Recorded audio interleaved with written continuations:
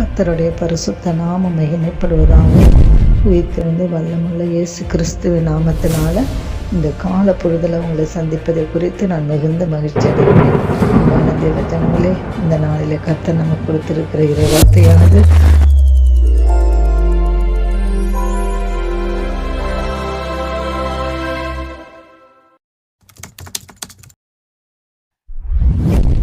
ஒன்று பேதுருவின் புஸ்தகம் 5ஆம் அதிகாரம் 7வது வசனத்தை நம்ம வாசித்து தியானிக்கலாம்.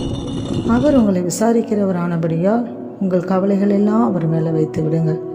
அன்பான தேவ பிள்ளைகளே, இன்றைக்கி நீங்கள் ஏக்கத்தோடு கூட இருக்கிறீர்களா? ஐயோ, நான் பயங்கரமான வியாதியில் அகப்பட்டு தவித்து கொண்டு இருக்கிறேன், என்னை விசாரிக்க ஒருவரும் இல்லை, எனக்கு உதவி செய்து போய் ஆஸ்பத்திரியில் காட்ட யாருமே இல்லை, கூட பிறந்தவர்கள் இருக்கிறாங்க, தாய் தகப்பன் இருக்கிறாங்க, எல்லாரும் என்னை நேசிக்க மறந்து விட்டாங்க, என்னை சுற்றி இருக்கிறவர்கள் கூட என்னை பார்க்க வரவில்லையே என்று சொல்லி நீங்கள் கவலையோடு இருக்கிறீங்களா? நீங்கள் எப்படியேப்பட்ட கடன் பிரச்சனையில் இருந்தாலும் சரி, உங்கள் வாழ்க்கையில் ஒரு ஆசீர்வாதம் இல்லாத நீங்கள் காணப்பட்டு கொண்டு இருந்தாலும் சரி, நீங்கள் என்னை விசாரிக்க யாரும் வரலையே என்று நீங்கள் கவலைப்பட தேவையில்லை. உங்களுக்காக ஜீவனை கொடுத்த ஆண்டவர் உங்களை ஒவ்வொரு நொடி பொழுதும் உங்களை விசாரிக்கிற தேவனாய் இருக்கிறார். உங்கள் கவலைகள், எண்ணங்கள், பாரங்கள், கண்ணீரான வாழ்க்கைகள் உங்கள் மேல் வந்து மோதுகிற எவ்வளோ பெரிய பிரச்சனைகளாக இருந்தாலும் தேவ சமூகத்தில் கர்த்தருடைய பாதத்தில் இறக்கி வைங்க.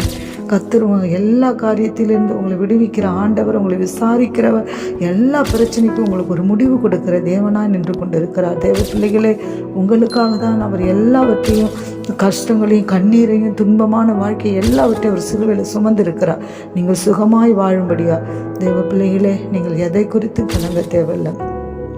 அவர் உங்களை விசாரிக்கிறார். உங்களை யார் நேசிக்க மறந்தாலும் உங்களுக்காக ஜீவனை கொடுத்த ஆண்டவர் உங்களை ஒரு நொடி பொழுது கூட உங்களை மறப்பதே இல்லை. அவர் சிங்காசனத்தில் விட்டிருந்து நீங்கள் போகிற பாதைகள் எல்லாம் அவர் பார்த்து கொண்டே இருக்கிறார். உங்களை உள்ளங்கையில் வரைந்து கண் முன்னாடி நிறுத்தி உங்களை நோக்கி கொண்டே இருக்கிறார். நீங்கள் உங்கள் தடுக்கி விழுகிற நேரத்தில் உங்களை தாங்குகிற தகப்பனா உங்கள் கூடையே நடந்து வந்து கொண்டு இருக்கிறார். அப்படியேப்பட்ட ஆண்டவர் உங்களை விசாரிக்காமல் உங்களை விட்டு விடுவாரா? நிச்சயமாக விட மாட்டார் பிள்ளையே. அவர் உங்களோடு கூட நடந்து வருகிற ஆண்டவர் உங்களுக்கு எல்லாவற்றிலிருந்து பதில் கொடுக்கிற தேவனாக இருக்கிறார். இந்த நாளிலே கூட இந்த வசனத்தின்படியா நாமும் ஜெபிப்போம். அவர் நம்மளை விசாரிக்கிற கர்த்தர். அவர் நம்மளை கவலைகள் எல்லாம் அவர் மேலே வைக்க சொல்லியிருக்கிறார். அவரோட நுகத்தை நம்ம சுமந்து கொண்டு நம்ம லெகுவாக இந்த உலகத்தில் ஓடி முடிப்போம். நம்ம பாரங்களை அவருடைய கரத்தில் விட்டு விடுவோம். கர்த்தர் அதையெல்லாம் பொறுப்படுத்தி நடத்துவாராக. நாம் ஜெபிப்போமா? கர்த்தாவே, துதிக்கிறோமப்பா.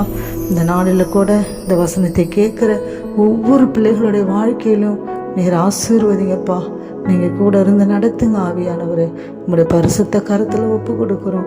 இதை கேட்குற ஒவ்வொரு பிள்ளைகளும் கடன் பிரச்சனை இருந்தாலும், வியாதியின் நுகக்க பிடியில் அகப்பட்டு இருந்தாலும், கஷ்டங்களில் வாழ்ந்தாலும், கண்ணீர் மத்தியில் உருவம் நடந்தாலும், ஒவ்வொருத்தருக்கும் வாழ்க்கையில் ஜெயத்தை கட்டளையிடுங்க. கூட இருந்து நடத்துங்க, ஆசீர்வதிங்க. இயேசுவின் நாமத்தில் ஜெபிக்கிறோம் பிதாவே. ஆமென்.